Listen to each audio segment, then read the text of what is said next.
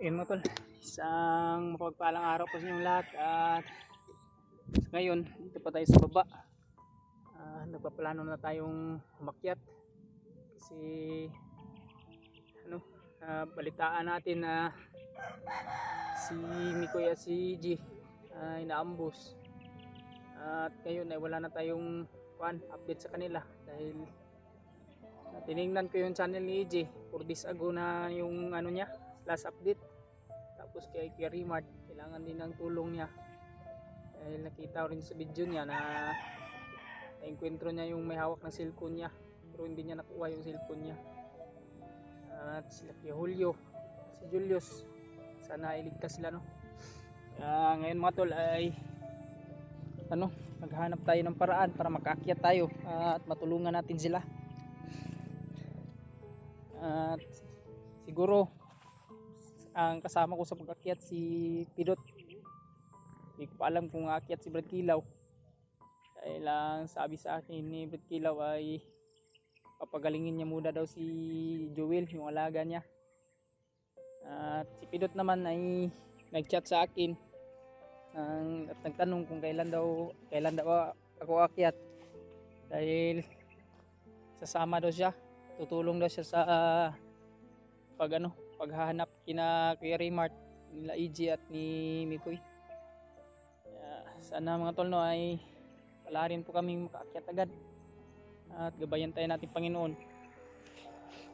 At ayun, gusto ko na rin po sana magpasalamat mga tol sa lahat po ng sumusuporta po sa atin at walang sawang nanonood sa ating mga video. Maraming salamat po sa inyong lahat. Shoutout na rin po pala kay Mami Bis Bayugos, kay Tita Hilma, Ate Melanie Gaza, kay Ate Rosalinda, kay Ate Rosie, Ate Che, kay Ate Daniela, at kay Ate Ampi Galicia, Ate Floripe, Ate Maria Pe, Ate Maria Grace, kay Ate Abijay. Di ko na pumano yung iba pero alam niyo naman po kung sino kayo at yung mga naitulong niyo po sa akin at sa aming lahat ng mga hunters. Malaking utang na loob namin po yun sa inyo. At dahil po sa inyo kahit papano ay patuloy po kaming lumalaban at gagawa po namin ng lahat para lang po matapos yung mga kasamaan dito sa bundok. At sana kasamaan sa mundo ay matapos na rin. So ngayon ay talaga dito pa tayo ngayon sa kasi bigla lang palagi na lang umuulan dito mga tol.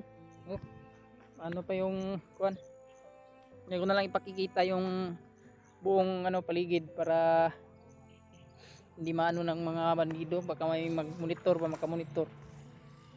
Pakita ko lang yung konti lang ko mga tol kasi mahirap na. So ayun, sana sa pag-akyat ko mga tol ay suportahan nyo pa rin ako at tulad ng pagsuporta po ninyo sa mga kasamahan ko. At sana ay patuloy rin po yung mga pagdarasal po ninyo, lalo na po sa mga kasamahan ko na nasa bundok pa, na EJ, nila Mikoy, nila Kuya Remart. Sana iligtas sila at gabayan sila ng ating Panginoon at ni Lolo Ambo. Yun ay subukan kong ulit kontakin si nagtanong sa akin yun kasi si Pidot kung kailan daw kami aakyat, tatanong oras. Hindi ko pa nasabi kung anong eksaktong talagang oras o panahon, pero sana lang ay walang mga hadlang na darating po sa ating pag-akyat. Ayun, laban lang tayo sa buhay.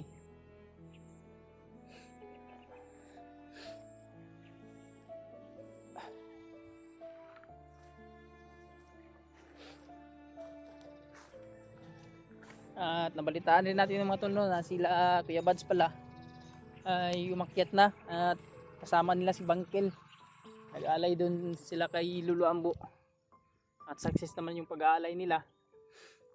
At sana sa pag-akyat nila ay ligtas sila, wala namang masamang mangyari, at kung ano man yung mission nila na pupuntahan ay maging successful rin. At sana rin sa pag-akyat ko ay makita ko rin sila at magsama-sama kami ulit, dahil malaki talaga yung bundok mga tol. At gustuhin ko man na kita-kita kami agad, o ano man yung alam ko gusto nyo rin na kita-kita kami ulit, kasama ko sila. Malaki yung bundok, mahirapan tayo at mahirapan talaga kami, kaya sana maintindihan nyo.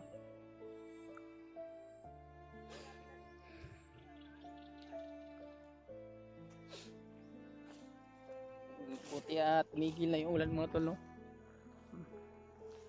Buti-buti na yung panahon.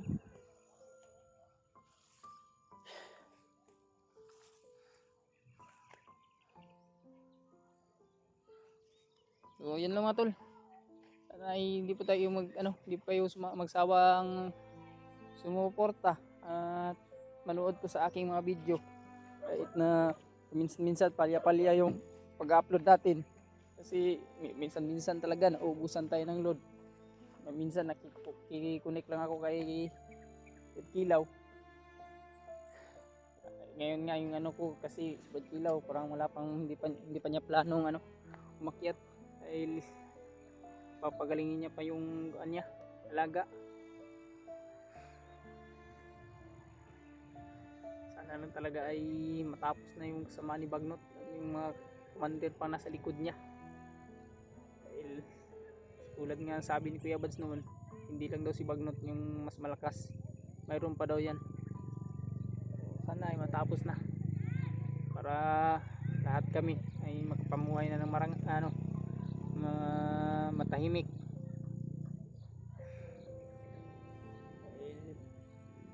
Minsan pag lumalakad tayo sa bundok, natin naiwasan na mag-alala talaga, kaya todo yung panalangin natin, sana ay makauwi tayong ligtas para sa pamilya natin, lalo na tayo may anak tayo. Buti na lang ay hindi tayo pinapabayaan ng ating Panginoon, kahit papano andyan yung Ama natin sa langit, palagi tayong ginagabayan, at yung anak niya na si Jesus Cristo. So ayun,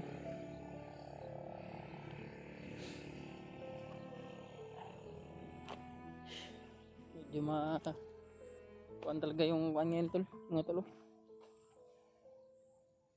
Maulan kasi. So, may maisan dito.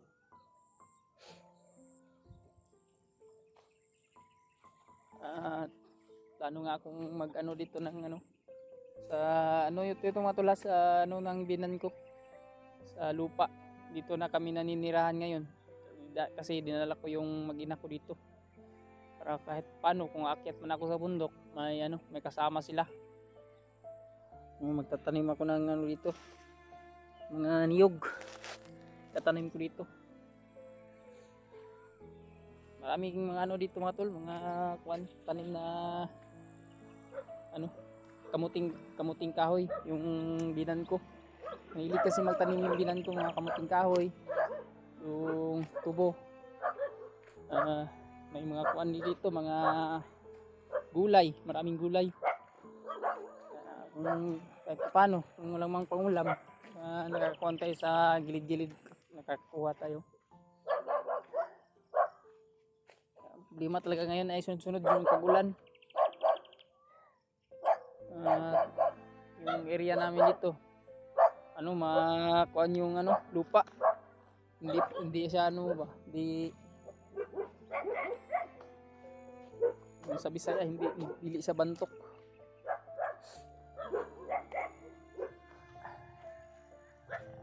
Kaya G-Ward, gusto ko nga pala siyang kamustahin rin. At nakita ko rin yung video niya. At sa pagkakalam natin, twins yung naging anak niya. Kaya congrats sa'yo Kuya G-Ward, dahil may kambal ka na. At sana ay lumaki yung mga bata na malusog at matalino. Malapit lang sa kwantong area namin mga tula, malapit lang sa kalsada highway. Nakasiminto na yan. Yung may mga poste oh.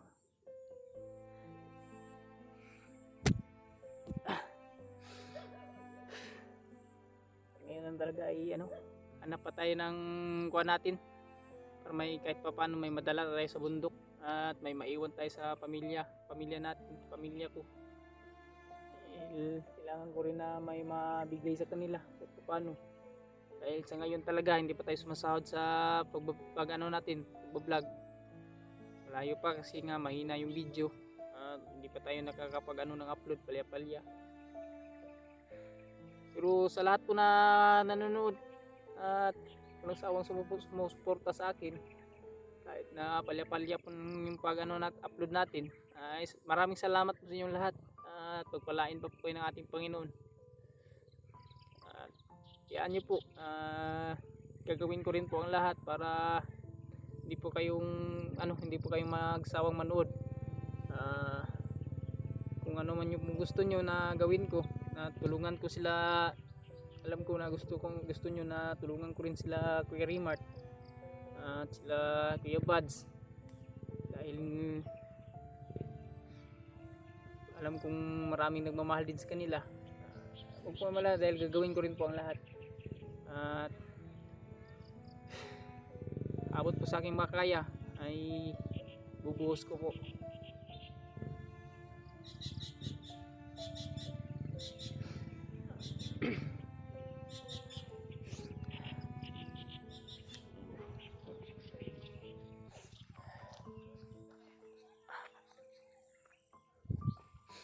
Kaya ako nakapagsimba dito mga tol kasi malapit lang yung simbahan dito.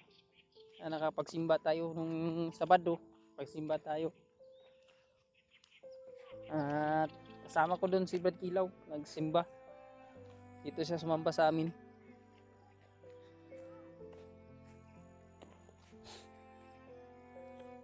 At paano nga niya rin pasimbahin ko si Jewel.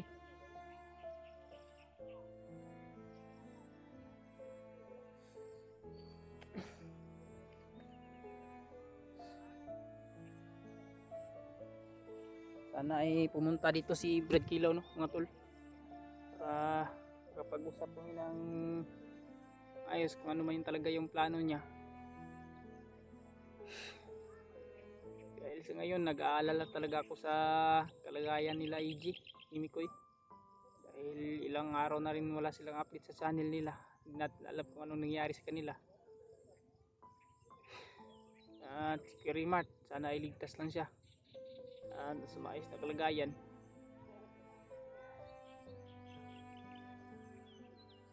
So yun mga tol, sa subaybayan nyo lang po at abangan nyo lang po yung pag-akyat ko. Kung sino man yung kasama ko, sana ay suportahan nyo po kami at di po kayong managsawang manood. Pasensya na rin po kayo sa natin mga tol, na Tagalog natin medyo baluktot, hindi pa tayo sanay. Sana lang talaga mga tol ay maging successful tong pag-akyat ko.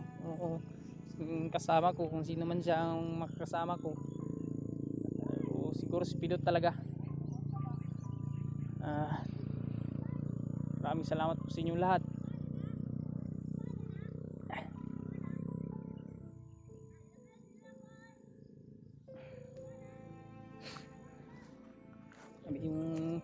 Yung ito mga tol, area masyadong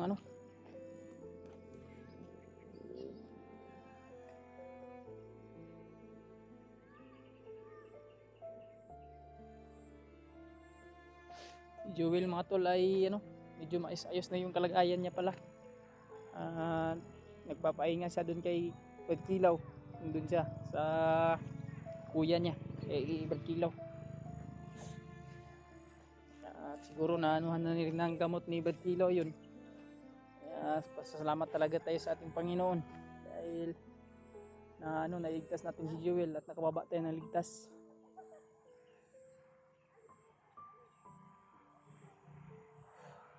So yun lang yung natin mga tol, update natin. At inulit ko, maabangan nyo lang po yung video ko sa pag-akyat ko. At sana hindi po kayo magsawang sumuporta at manood sa aking mga video. Kahit na palya-palya po ang pag-upload natin at ano, hindi mano yung Tagalog natin, medyo baluktot.